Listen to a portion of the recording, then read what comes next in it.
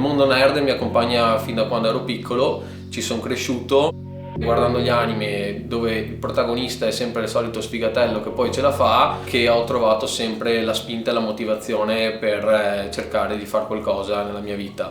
E al di là della tecnica che può esserci nel tattoo, io cerco di trasmettere emozioni.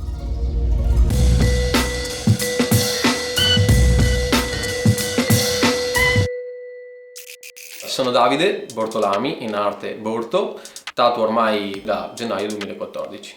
Io tatuo tutto ciò che riguarda il mondo nerd, a partire dagli anime ovviamente, fino ad arrivare a videogames Disney. Diciamo che ho scelto questo stile perché ho trovato il modo di esprimere le emozioni che sentivo guardando gli anime, i cartoni e giocando ai videogiochi attraverso il tatuaggio. I miei tatuaggi purtroppo non hanno mai dei tempi brevi, in quanto da un minimo di 5 ore fino al massimo che ho fatto è stato 10 ore e mezza di seduta. Non ho uno staff, un'equipe di gente esterna dal mio mondo o che comunque collabora a tempo pieno. Ho semplicemente 2 amici che erano prima normali clienti che poi mi hanno voluto dare una mano. Dopo essermi fatto il primo tatuaggio è nata una forte amicizia con Davide, in quanto abbiamo la stessa passione per il mondo nerd e abbiamo linee di pensiero molto simili. Il mio ruolo all'interno dello studio è assistente di Davide per quanto riguarda tutto ciò che è la parte di sistemazione dello studio e gli appuntamenti presi tramite la pagina Instagram di Davide.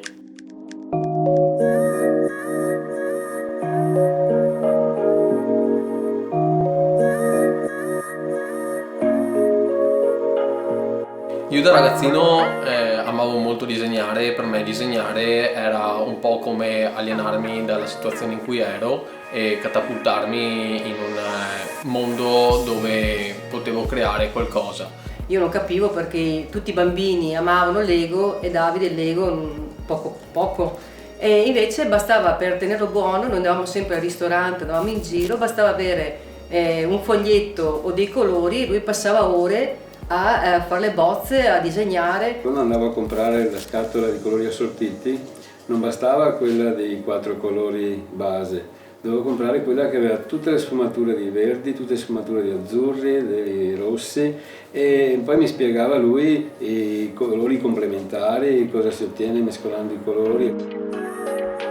Il mio approccio al mondo nerd risale da quando ero piccolissimo, andavo a fare i tornei di Pokémon agli inizi e lì ho dei ricordi preziosi perché mio padre mi ha sostenuto tantissimo, infatti per me è una persona magnifica. Quando andavamo in questi tornei c'erano una marea di ragazzini della sua età, ma anche ragazzi molto più grandi, 25 anni, universitari. Mi ricordo che dovevo mentire alle ragazze sui weekend perché andando a scuola erano gli unici momenti in cui potevi uscire e vederti, io avevo i tornei e mi toccava raccontare scuse del perché non ero presente i weekend. Con l'età la cosa è un po' scemata e si è trasformata in un interesse lavorativo.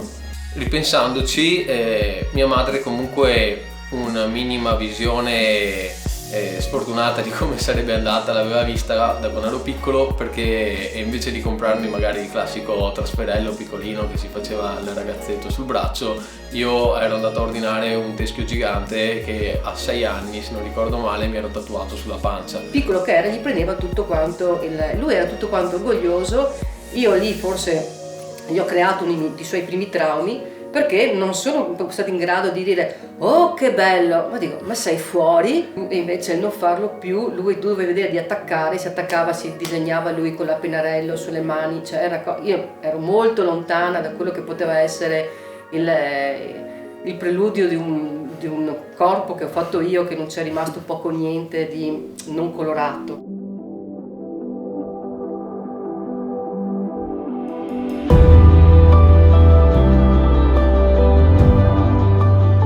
Acquatico, il Paddle si chiama, dove a quei tempi non c'era tanta gente tatuata e io ho visto questo signore che aveva i suoi 40 anni che aveva 2 braccia completamente tatuate. Nei primi anni 2000 per me vedere una persona con 2 braccia tatuate era una cosa talmente fuori di testa e alienata che mi ha portato poi a iniziare a tatuarmi molto presto. e ho finito la quinta liceo che avevo già le 2 braccia tatuate. E lì per me è stato veramente un inizio di un grande dramma da digerire. Sembravamo 2 avvocati con una ringa. Lui scaricava da internet tutti gli effetti positivi di un tatuaggio, io scaricavo da internet tutti gli effetti negativi di un tatuaggio. Io non li amo, non li ho sul mio corpo, ma non mi sono mai sentito di decidere per gli altri, per cui non l'ho spronato a farsi tatuaggi, ma non mi sentivo di ostacolarlo totalmente. Quando poi ho iniziato a frequentare il liceo, avevo aperto da poco uno studio più o meno vicino a casa mia, e tant'è che facevo sega a scuola per andarlo a trovare e passare le giornate lì. Ovviamente si era creata in me l'ottica di vedere quel mondo come qualcosa che mi sarebbe piaciuto fare nella vita. E ricordo quando mi si era creata un po' la possibilità di dirgli: ma ti serve una mano, un assistente, che magari poteva essere un inizio per me. E in realtà mi sono state chiuse un po' le porte in faccia, e quindi hai fatto un liceo scientifico, non c'entri nulla col tatuatore, dovevi fare l'artistico. Quindi in quel momento lì ammetto di aver messo la cosa nel cassetto, aver visto i tatuaggi solo come scopo nel tatuarmi io perché mi piaceva averli addosso, ma non come io protagonista di quel mondo lì. E non avendo lo stimolo di qualcuno che ti dice: ma sì dai, ti insegno, provo, sono stato depistato e ho cominciato a vedere sempre più in ombra la possibilità di diventare tatuatore come lavoro. Pertanto ho proseguito sulla strada che mi stava dando il liceo, perciò università, scienze motorie. Però tenevo sempre nel cassetto quel sogno. Una voce dentro di me diceva: cavolo, provaci almeno prima di chiudere tutto solo per un no. L'anno dopo, quando non avevo più la grinta di lavorare in palestra, mi sono guardato e ho detto: credici un po' di più. Così ho comprato il primo kit e semplicemente ho cominciato a cercare dei tutorial su YouTube. Da lì è un po' partito il tutto, chiedendo a un tatuatore che io stimavo se mi faceva un corso privato. Ho cominciato a capire quali erano le basi giuste che avevo assimilato e quali erano invece errori che continuavo a portarmi avanti proprio perché non avevo avuto un maestro, un istruttore alla base. Io dopo un bel po' di mesi ho deciso che era arrivato il momento di capire se ero in grado di tatuare provando su pelle vera, e da lì la prima cavia sono stato io. Torna a casa e lui ha tutta la coscia che si è fatto da solo.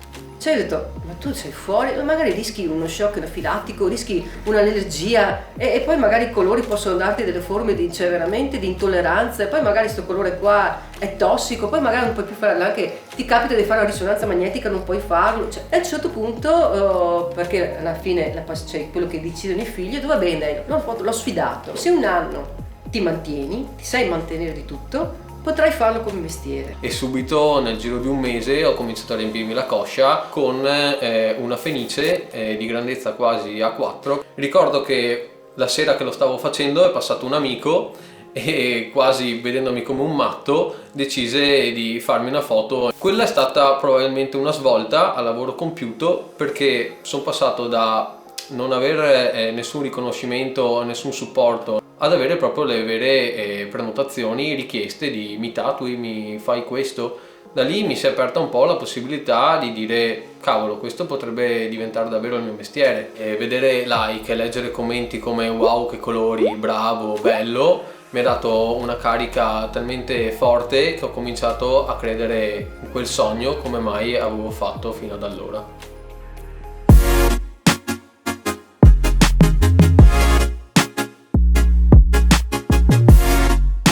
Finalmente arriva il momento di fare il mio primo cliente, e non era altro che il mio capo della palestra, che mi chiede una scritta per la figlia. Da lì, da un cliente si trasformano in 2, perché anche la moglie voleva condividere la stessa scritta legata alla figlia. Arrivo, preparo tutto già in ansia, e l'ansia si trasforma in panico totale, perché nel momento di iniziare il tatuaggio mi accorgo che ho tutto tranne il tappino di mezzo centimetro, che non è altro che l'elemento che dà stabilità al lago sulla macchinetta. Io in quel momento, per non far figure di merda di dire mollo tutto, torno a casa e faccio vedere che non ero pronto, costruisco un tappino con una gomma da masticare. Il tatuaggio riesco a portarlo a compimento e per la prima volta vedo un prodotto fatto su una persona che è contenta e soddisfatta del risultato. Visto che le cose cominciano a girare per quel verso lì, decido di mollare il lavoro in palestra per focalizzarmi completamente sul tattoo e quindi su cercare di diventare tatuatore. Una volta che ho preso l'attestato, ho avuto l'opportunità, grazie ai miei, di adibire la mia stanza a un piccolo studietto tattoo dove ho cominciato a fare quel lavoro a tempo pieno. Io dovevo stare dalle 6 o 7 ore in silenzio da qualche parte perché la casa era occupata. E allora si era pensato, perché non ti trovi uno studio esterno, qualcosa. Fatalità, nelle vicinanze del Parco Iris ha conosciuto una persona, se ben ricordo, che da cui poi parlando è risultato che aveva un studio disponibile per essere affittato. E senza pensarci troppo, nel giro di qualche mese, non vedendo nessun altro studio, decido di prenderlo. A marzo 2016 finalmente realizzo il sogno di uno studio mio e nasce Senza Tempo Tattoo.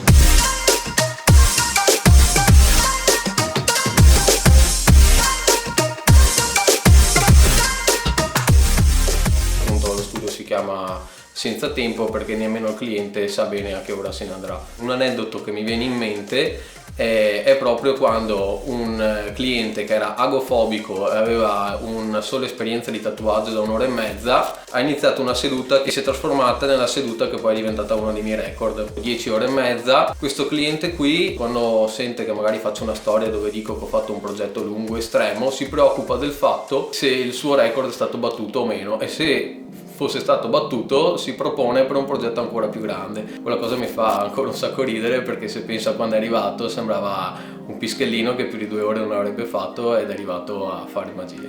Negli anni ho trasformato sempre di più il mio studio in un piccolo museo anime, dove non vedi più i soliti libri tattoo o le classiche impostazioni teschi eccetera, bensì è action figure, installazioni fatte anche da qualche artigiano apposta per cercare di creare un ambiente più nerd possibile. Nella concezione di come poter evolvere come tatuatore mi affaccio al mondo delle convention e comincio a vincere i primi premi, fino ad arrivare addirittura a portare il mio stile a un senso unico, che era quello del cartoon.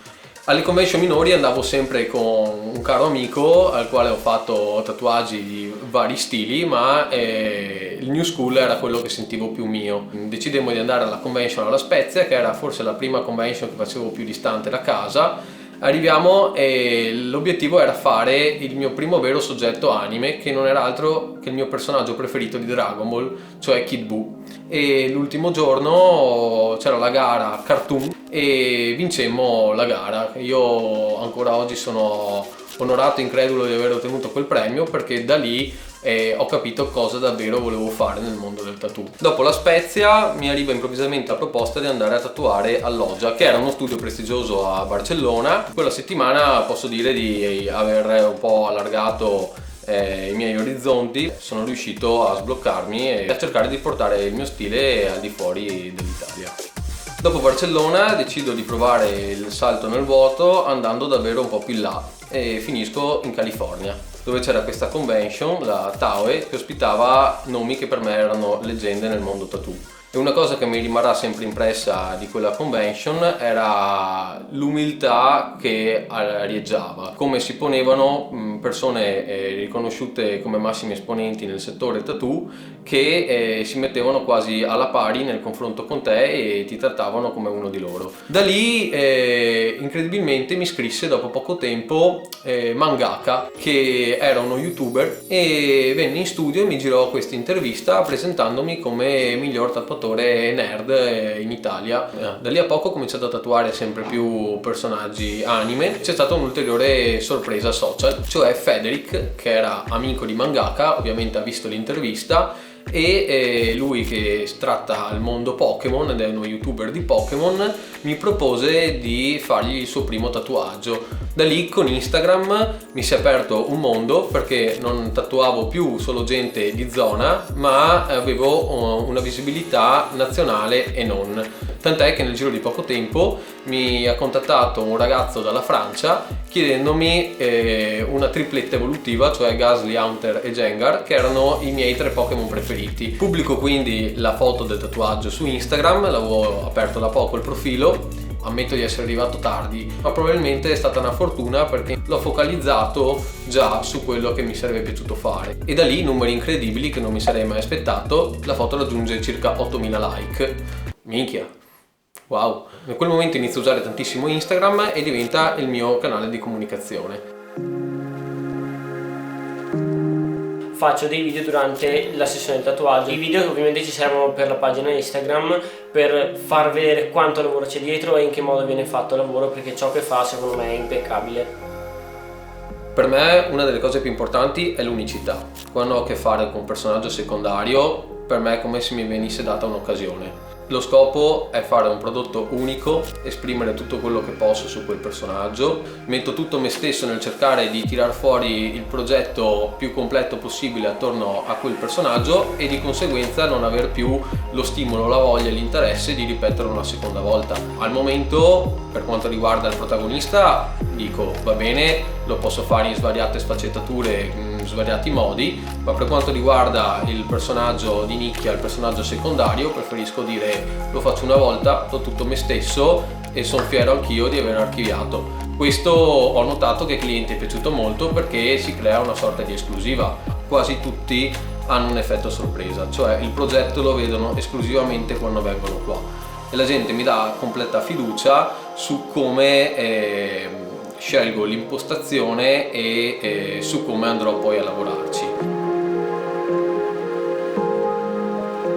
Questa cosa della fiducia che mi dà il cliente per me è la cosa che più mi rende gioia e soddisfazione in questo lavoro. Non mi sentirò mai arrivato, perché è un lavoro che ammiro proprio perché c'è sempre da imparare, e quindi non mi fermo mai a un concept che ho fatto che va bene così, ma cerco sempre di evolvermi, e quindi attraverso collage a volte mi riguardo le puntate e ci faccio delle foto durante i momenti vari della puntata che mi hanno dato qualcosa, per poi trasmetterlo attraverso il tattoo. Ovviamente sempre cercando di strutturarlo come un'opera, quindi dal punto di vista coloristico al punto di vista poligonale per la zona in cui va, però cercando di mettere più emozioni possibili in quell'impostazione là.